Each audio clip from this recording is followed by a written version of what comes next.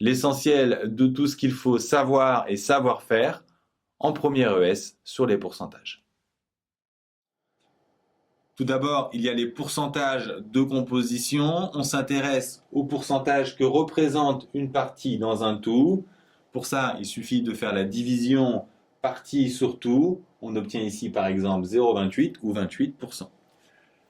On peut également être amené dans les pourcentages de composition à appliquer un pourcentage, 37% de quelque chose. Pour ça, on multiplie par 0,37, c'est-à-dire par la fréquence associée. Le cœur du chapitre, ce sont les pourcentages d'évolution.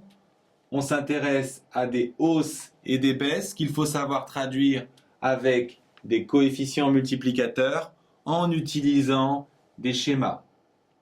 Plus 8% par exemple, on applique une multiplication par 1,08 pour passer de la valeur initiale à la valeur finale. Si on a la valeur finale et qu'on veut la valeur initiale, on fait l'opération inverse, donc on divise par 1,08. Et si on nous demande le taux associé à ce retour, on prend tout simplement l'inverse du taux de départ.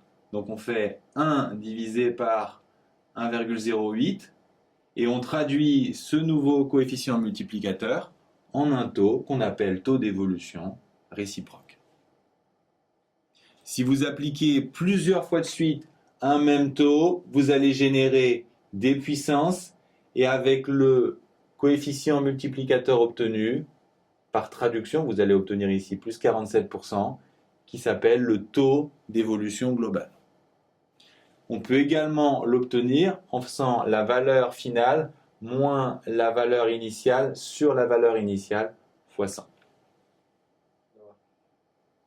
De temps en temps, on vous demande de manipuler des indices. Dans ce cas, un prix de base est associé à l'indice 100 et tous les autres indices sont obtenus par proportionnalité.